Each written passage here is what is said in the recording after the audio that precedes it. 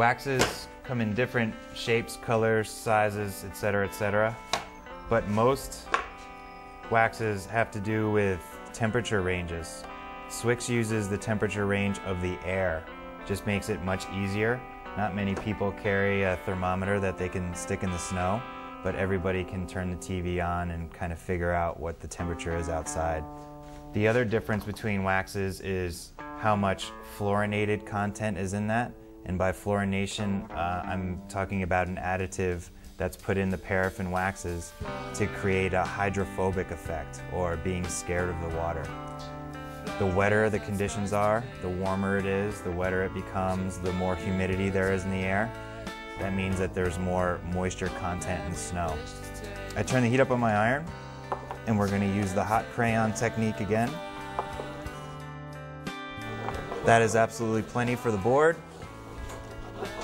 Put my wax down. My iron's at a good temperature. And then we're going to do what a lot of people don't do. I see a lot of kids get out here and they have no patience. They're trying to wax the board too fast. You have to have a little patience, and I know everybody's got on a lawnmower and mowed their lawn before, or at least I hope you have a lawn.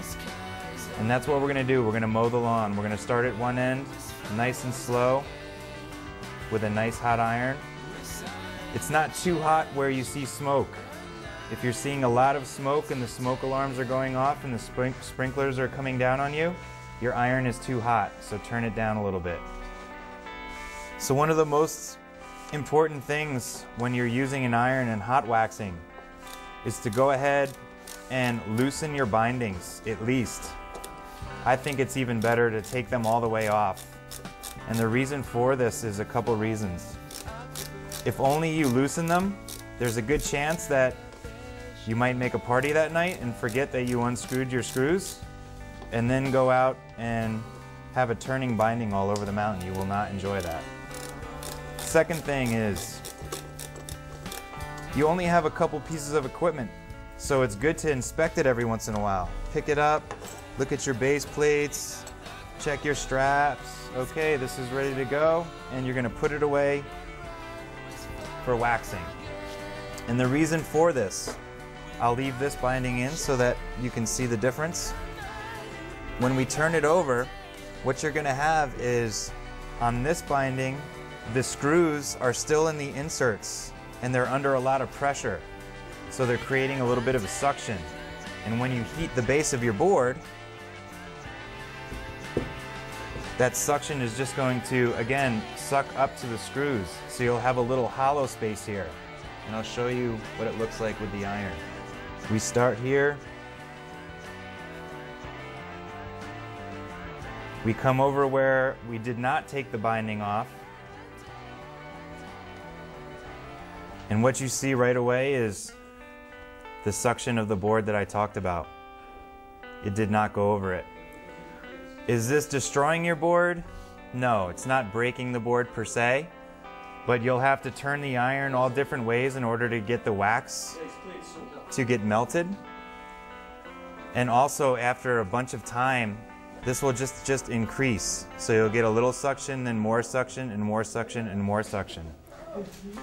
If you take the couple seconds to take your bindings off, you can come over the same area of the binding. And again, we remember that we took this binding off. And within the same pass, you can see that we have no suction on that side.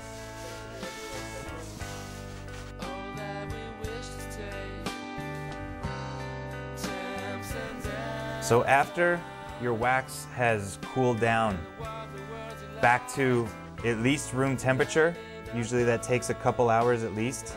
A lot of times I like to let it cool overnight. I wake up in the morning, and you want to take a nice sharp plastic scraper and push the wax away from you. Not too aggressive. You just want to pull up the wax and clean it off the base of your board. You can see it's very black, and that's because we used a black wax. The reason why I like to push is because it's much easier to use my body weight alongside with this. You can see I'm not struggling. If you're pulling all the time, it's a little bit more awkward, and sometimes you can dig the scraper into your board. So that's why I kind of use the pushing technique. Very easy. After your board is scraped, the last step, if you do have one laying around, or if you want to really take care of your board, is just by using a brush. The scraper has gone and scraped the excess wax off the top of your board, and the toothbrush or your wax brush is actually getting in there and cleaning the wax out of the structure of your board. The structure is very important, especially in the wetter conditions. That structure is going to allow your board to glide through the snow and not create any suction.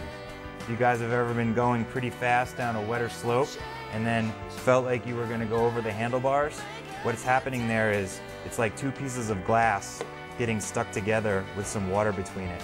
It's almost impossible to pull apart. It's called suction. So by having some structure in your base and by cleaning it out with your brush, you're going to prevent that and be able to glide right through that wet snow.